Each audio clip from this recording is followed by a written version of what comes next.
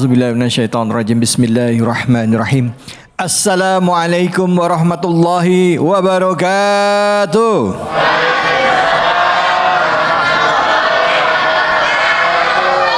Alhamdulillahirabbil alamin. Puja dan puji kita panjatkan atas kehadirat Allah Subhanahu wa taala. Tidak lupa kita berikan salawat dan salam kita kepada junjungan kita manusia yang mulia Nabi besar Muhammad sallallahu alaihi wasallam beserta keluarga, sahabat dan umatnya yang setia hingga akhir zaman.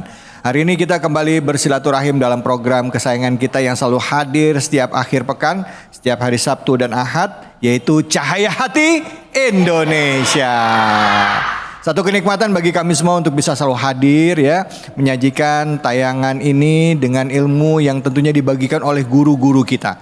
Dan seperti biasa juga di awal acara ini kami akan memperkenalkan guru-guru yang sudah hadir yang akan membahas tema yang sedang viral ataupun tema besar kita kali ini. Untuk itu mari kita berikan salam hormat dan salam takzim kepada guru kita Kiai Haji Samsul Ma'arif. Assalamualaikum warahmatullahi wabarakatuh. Waalaikumsalam warahmatullahi wabarakatuh. Bagaimana kabar Kiai? Alhamdulillah baik Kiai David. Ya, salam Muhammad. Terima kasih doanya Kiai, ya Allah. Amin amin amin. Apa kabar ibu-ibu? Alhamdulillah. Sudah makan? Sudah. Alhamdulillah. Kelihatan dari wajahnya Kiai, ceria. Sama ada yang kalau udah kenyang nyender. Baik, di samping Kiai Samsul Ma'arif sudah hadir juga guru kita Ustadz Jumharuddin. Assalamualaikum warahmatullahi wabarakatuh. Waalaikumsalam warahmatullahi wabarakatuh. Kiai David. Sehat, aduh. Sehat, jangan panggil Kiai, saya malu ini. Ada Kiai besar semua di sini. Amin amin amin ya Allah. Amin amin ya Allah. Baik, terima kasih waktunya Kiai Jumharuddin. Dan di samping Kiai Jumharuddin sudah hadir guru kita Kiai Ahmad Ikhram. Assalamualaikum warahmatullahi wabarakatuh Kiai. Waalaikumsalam warahmatullahi wabarakatuh. Kiai Ahmad Ikhram ini orangnya pembawaannya tenang ibu, tenang banget. Slow tapi begitu itu lama-lama langsung kayak ketiduran. Enggak. Kiai terima kasih ya waktunya ya Kiai ya. Terima kasih. Sama-sama. Dan juga terima kasih pemirsa yang ada di rumah yang selalu setia menyaksikan Cahaya Hati Indonesia. Nah, saya tidak akan berpanjang kalam, langsung kita simak apa tayangan yang sedang viral yang jadi bahasan kita kali ini. Ini dia.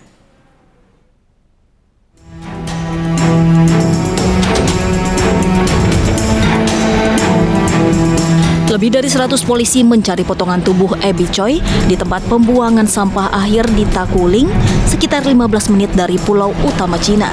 Dengan menggunakan alat berat dan cangkul, polisi mencari bagian torso dan tangan yang belum ditemukan. Namun pencarian pada Selasa waktu setempat belum membuahkan hasil.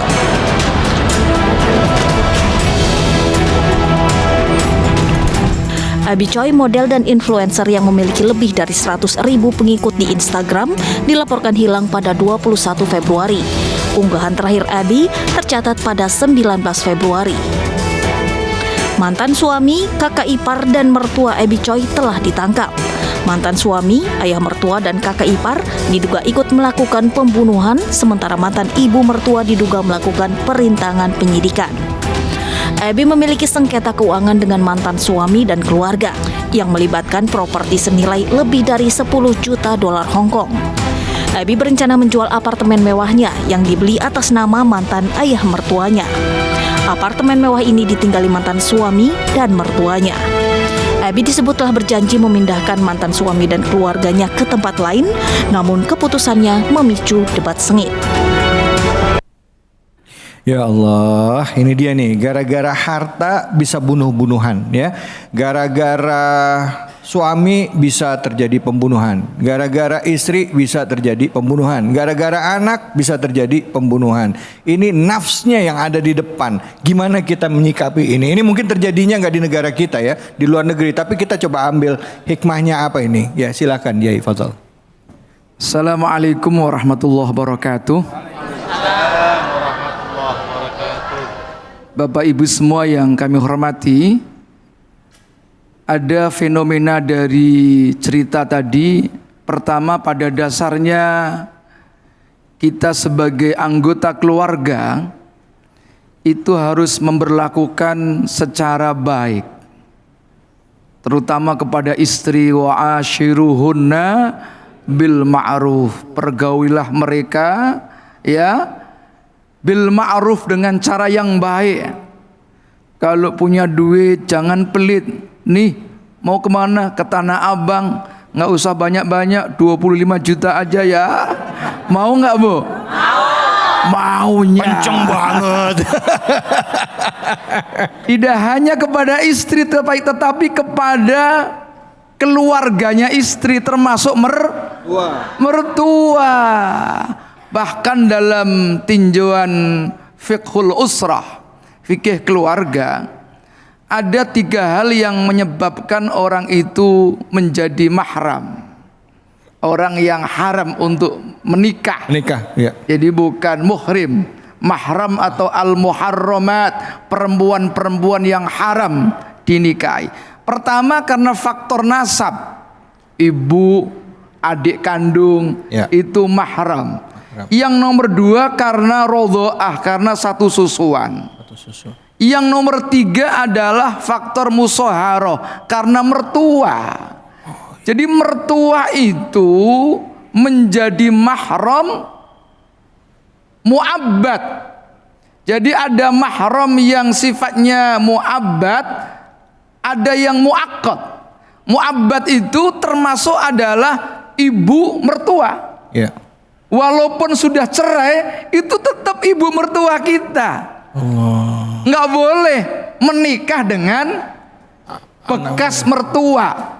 Jadi tidak ada istilah bekas mertua. Kalau bekas bini kan ada nggak? Ada bekas istri, mantan istri ada. Mantan istri ada, tapi mantan mertua Tidak ada. semuanya tetap diperlakukan secara baik. Pada dasarnya itu adalah bagian daripada saudara mahram. Nah, ada yang mahramnya itu muakkad, orang tidak boleh nikah hanya sementara sifatnya. Oh, Misalnya seseorang punya istri, itu nggak boleh nikah dengan adiknya istri. iya. Tapi sampai kapan? Sampai selagi istri itu belum cerai. Kalau sudah cerai, waktu idahnya sudah habis, maka boleh ya. Iya. Yang tadinya haram dinikahi boleh dinikahi. Siapa itu? Adiknya istri. Istri, ya. Misalnya istrinya meninggal, ya Bu ya, boleh nikah dengan adiknya istri. Kalau masih ada istrinya, boleh nggak kawin dengan adiknya? Nggak boleh. Nah, nggak boleh. Ya. Itu namanya muakkad, yang dibatasi waktu. Ya. Ada yang mu'abbad, ada yang Muakkad. muakkad. Nah, dengan mertua itu adalah mu'abbad. Walaupun sudah pisah, walaupun sudah cerai, itu adalah Orang tua. orang tua. Maka bagi siapapun, kok ternyata dari keluarga kita ini ada yang pisah suami istri, hubungan kepada keluarga mantan istri harus dijaga secara baik, terutama kepada orang tua. Jangan sampai menyakiti, apalagi sampai melakukan kekerasan dan pembunuhan. Ya. Itu naudzubillahi min Zalik. ya, itu kira-kira Pak David. Baik, Ya. terima kasih banyak Kiai. Silakan Ustaz Jurudin, silakan. Baik, luar biasa. Makasih Kiai Samsul. Tayangan tadi akan membuat kita belajar tentang dunia, hakikat dunia. Dunia itu seperti bisa ular. Siapa yang tidak tahu mana bisa mana serum, jangan coba-coba memegang dunia. Siapa yang tidak pandai meruqyah, jangan coba-coba pegang bisa ular itu. Yang tidak tahu mana bisa, yang mana serum, maka dia akan terkena bisanya. Ini pelajaran yang pertama yang kita lihat di tayangan tadi. Ya. Karena itu apabila kita tidak dapat dunia, boleh jadi Allah sedang menghindarkan kita dari bahaya pembunuhan itu. Allah. Ini pelajaran yang pertama. Ya. Jadi orang yang tidak dapat dunia seperti dihindarkan dari singa yang akan memangsanya. Dan betapa banyak orang gara-gara jadi pejabat tinggi, akhirnya kena masalah setelah jadi pejabat tinggi. Kenapa? Kena bisa dari dunia itu. Ini yang pertama. Yang kedua, Allah Subhanahu wa taala berfirman di dalam Al-Qur'an, فَأَمْسِكُوهُنَّ بِمَعْرُوفٍ أَوْ سَرِّحُوهُنَّ بِمَعْرُوفٍ. Allah. Kalau kau bermasalah dengan istrimu, alternatifnya dua. Dipertahankan keluarga itu dengan baik, sukses di dalam pernikahan, atau kalaupun bercerai, cerailah dengan sukses. Maksudnya? Wah, ini luar biasa. Kok Surya ini sukses gimana? Iya. Gimana maksudnya? Iya. Hidup ini ada dua, cerai sukses dalam pernikahan, Duit yang banyak. ya, atau sukses di dalam perceraian. Sudah nikahnya gagal, cerainya gagal. Bagaimana cerai gagal? Permusuhan, rebutan harta, Iya. cekcok, membuka aib. Maka pesan saya kepada siapapun, jika Anda tidak sukses di dalam menikah, maka sukseslah di dalam bercerai. Ryan, ya, ya. Itu. Ya, baik. Baik, terima kasih banyak Ustaz Jamaludin. Agak dalam ya Bu ya. Ini bukan menyuruh untuk cepat-cepat cerai, bukan ya. Tapi sukses artinya dalam melakukan perceraian pun harus benar-benar ngikutin ketentuan dalam Islam dan ketentuan yang lah, ya, gitu ya. Baik, silakan Kiai Ahmad Ikhram, kami mohon wejangan nih, silakan. Ini terima kasih para kiai ini yang sudah kasih wejangan kita semuanya. Jadi dari pelajaran yang kita lihat itu ternyata nilai sadisme itu sampai sekarang masih ada. Manusia serigala itu ternyata betul adanya. Orang dibunuh sampai dicincang, naudzubillah min dzalik. Sampai di shop. Sampai di shop. Iya. Dan konon siapa Bicoy ini orangnya dermawan katanya. Oh. Iya. Konon dermawan dan masih ngasih pada mertuanya, pada keluarganya.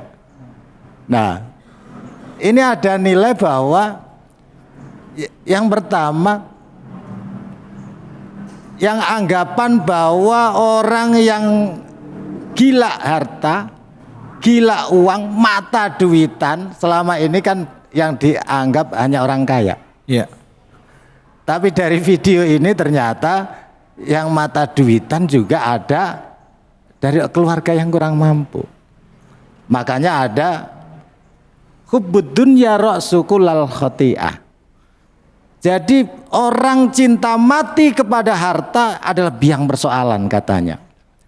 Tapi ada hadis yang lain, kadzal faqru ayyakuna kufran. Bahwa kemiskinan itu juga biang kekafiran. Ya. Artinya apa? Bahwa kita baik kaya maupun miskin, kita diajak oleh agama harus terus bersyukur. Kalau kita ini rajin bersyukur, insya Allah kita pandai untuk qanaah. Apapun keadaan kita, kalau kita syukuri, insya Allah juga dimudahkan. Tidak punya rasa milik yang bukan miliknya. Tidak harus menjadi serigala. Hari gini serigala yang asli saja sudah ditaruh di taman. Iya. Di kebun binatang. Ternyata manusianya ini bukan hanya soal yang di luar negeri. Ya. Di Indonesia seringkali juga ada berita yang sama kurang lebih. Kurang lebih mirip-mirip. Orang dibunuh, dimutilasi. Naudzubillah min Dzalik. Jadi kita yang kedua pelajarannya harus sering-sering belajar rasa menjadi manusia. Kalau kita ini merasa sebagai manusia, tentu akan memanusiakan manusia yang lain. Ya. Nah, ini pelajaran yang penting sehingga kita betul-betul menjadi hambanya Allah. Yang pertama pintar bersyukur, yang kedua pintar menghormati tetangga, saudara dan lain sebagainya. Baik. Barangkali itu pelajaran penting. Baik, terima kasih banyak Kiai Ahmad Ihram, terima kasih banyak Kiai Samsul Ma'arif dan juga Kiai Jum Harudin atas ilmunya yang bermanfaat yang disampaikan kali ini. Dan tentunya ya apa yang terjadi di luar itu yang tadi kita saksikan ini hanya sebagai contoh ya Ibu ya. Dan bisa saja terjadi di Indonesia dengan versi yang berbeda ya. Belum tentu orang kaya juga, orang susah juga bisa jadi. Bisa jadi antara ibu dengan anak, suami dengan istri, kakak dengan adik dan lain sebagainya. Ya itu tadi intisarinya tadi yang disampaikan oleh guru-guru kita. Nahan nafsu kita deh terhadap kecintaan terhadap dunia. Yakin di balik kesulitan pasti ada kemudahan. Insya Allah kita akan mengaji Quran. Kita akan bahas ya ayat dan juga kita lihat kajian tafsirnya. Jadi jangan kemana-mana, tetap di sini. Di mana? Di Cahaya Hati Indonesia.